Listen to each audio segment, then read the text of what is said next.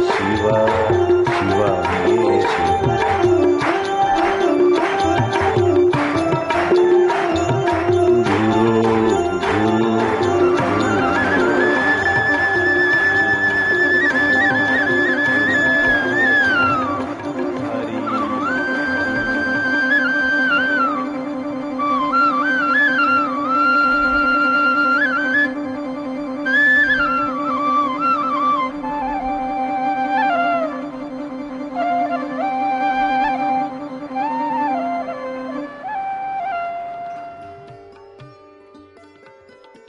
मनुष्य शरीरे 7टा केंद्र बा चक्र आछे। मूलाधार, स्वाधिष्ठान, मणिपुर, अनाहत, विशुद्धाक्ष, आज्ञा और सहस्रार। साधकेर साधना जखन एगिए चले तखन एक एकटी चक्रे आलादाभावे ईश्वरीय अनुभूति हय। एई यात्राके कुंडलिनी जाग्रत करा बोले। नाभि केंद्र के पास जो मूलाधार केंद्र है उसमें मूवमेंट भी होती है। क्रोध क्षमा में बदलने लगता है, अहंकार सरलता में बदलने लगता है, भय निर्भयता में बदलने लगता है। स्वाधिष्ठान केंद्र की यात्रा होती है तो अनदेखे सुने शास्त्रों का रहस्य प्रकट होने लगता है। शास्त्रों पर व्याख्या करने की सामर्थ्य उभर आती है। अगर थोड़ा साधना का समय रोज लगाए तो ये सुषुप्त शक्तियां सबके अंदर पड़ी है, वो जागृत होती है। शरीर रोग मुक्त होने लगता है, मन चिंता और टेंशन रहित होने लगता है, चित्त प्रसन्न होने लगता है, बुद्धि के दोष अपने आप निवृत्त होने लगते हैं। मणिपुर केंद्र नाभि से आधा सेंटीमीटर ऊपर। इसकी साधना सूक्ष्म हो तो पाताल का रहस्य, पाताल सिद्धि और दुख की वृत्ति नाश होने लगती है। मनोरथ अर्थात इच्छाएं पूर्ण होने लगती है और दूसरे की इच्छा पूर्ति का आशीर्वाद देने का सामर्थ्य भी आने लगता है। काल पर विजय और पर काया प्रवेश की सिद्धियां भी इस केंद्र की गहरी साधना से प्राप्त होती है। दिव्य औषध के रहस्य चित्त में उभरने लगते हैं। अवर्णनीय अपूर्व ज्ञान और दूरदर्शन दूर श्रवण की सिद्धियां भी मणिपुर केंद्र पर एकाग्र होने से आप प्रकट होती है। अनाहत केंद्र में यात्रा करने वाले योगी देव दर्शन और भूचरी सिद्धि को हस्तगत कर लेते हैं, फिर भी उनको उसमें आसक्ति नहीं होती। विशुद्धाख्या केंद्र, जहाँ विद्यार्थियों को विद्या केंद्र जगाने के लिए मंत्र भी दिया जाता है। विशुद्धाख्या केंद्र का विकास होने से चारों वेदों का रहस्य समुद्र के रत्नवत प्रकाशित हो जाता है। मन और प्राण स्थिर होने लगते हैं। कर्ता अगर क्रोध करके किसी को श्राप दे दे तो आदमी थर-थर हो जाएगा, और वहां चित्त करके किसी पर प्रसन्न हो जाए तो गदगद हो जाएगा।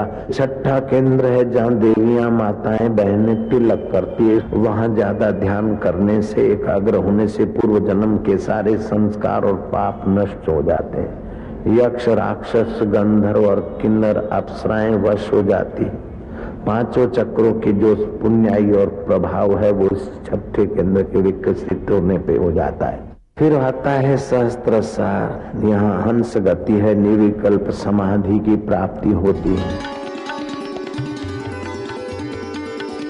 भारतीय मंत्र विज्ञान और कीर्तन पद्धतिर महत्व आज पाश्चात्य वैज्ञानिकराও स्वीकार করে নিয়েছেন। अभी विदेश के लोग चकित हो रहे हैं। डॉक्टर लिवरलेजरिया, मैडम लोंगो, मिस्टर वॉटसक, डॉक्टर डायमंड, ये भारतीय मंत्र विज्ञान का अनुसंधान करके दंग रह गए। डॉक्टर डायमंड कहता है कि डिस्को डांस, रॉक्स संगीत, पॉप संगीत से कमर को ज्यादा हिलाया जाता है, नाभि केंद्र की मूवमेंट होती है, जिससे जीवन शक्ति का ह्रास होता है, सेक्सुअल केंद्र उत्तेजित होते हैं।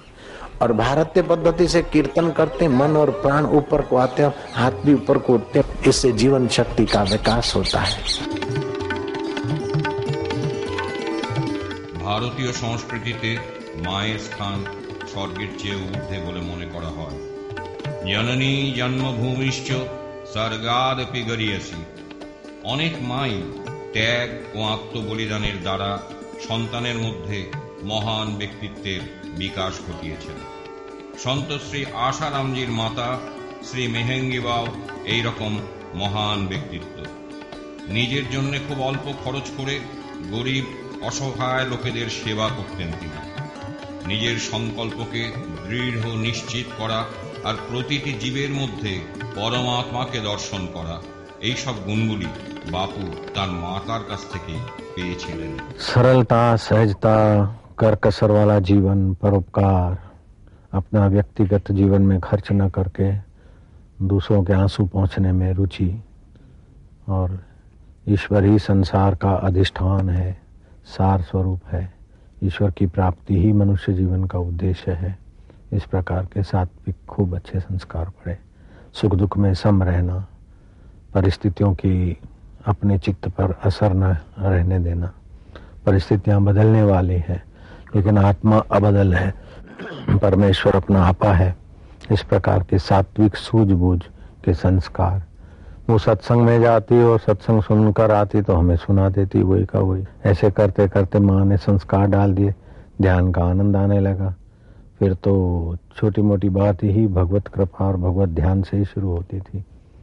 हमारे लिए माँ की गोद पाठशाला ने महापाठशाला साबित हो गई। যাঁর কোলে পিঠে বাপু বড় হয়ে উঠেছিলেন, লক্ষাধিক শিষ্যের মতো সেই পরম সৌভাগ্যশালিনী বাপুর মাও বাপুকে গুরু বলে মেনেছেন। কপিল মুনির মা দেবহূতির মতো তিনিও নিজ পুত্রের কাছে আত্মজ্ঞান লাভ করেছেন। কিন্তু বাপু নিজের মার প্রতি সবসময় পুত্রের মতোই ব্যবহার করতেন। বাপু যখনই মায়ের কাছে থাকতেন তখনই তিনি অত্যন্ত সহজ এবং সাধারণ ছেলের মতোই থাকতেন।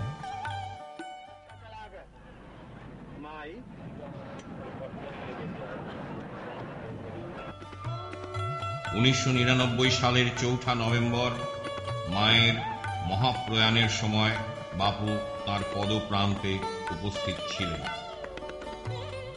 न ऑपरेशन में न कहराने में, बस भगवत भजन में ही महाविदाई ली।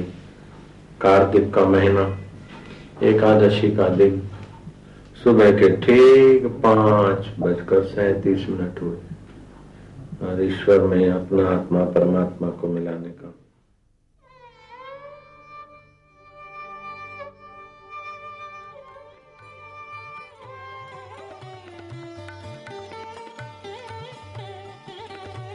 করুণাময়ী মায়ের অন্তিম যাত্রা এবং মহাসমাধির সমস্ত ক্রিয়াই শাস্ত্রীয় বিধিমতে পুত্রবৎ পালন করেন বাপু।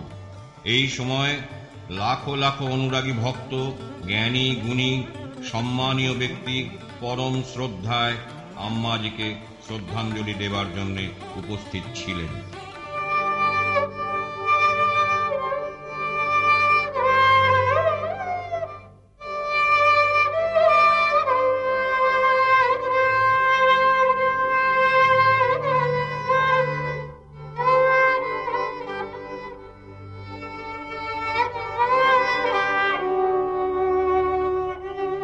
উপনিষদ বলেছে, এক সদ বিপ্রাহ বহুধা বদন্তি।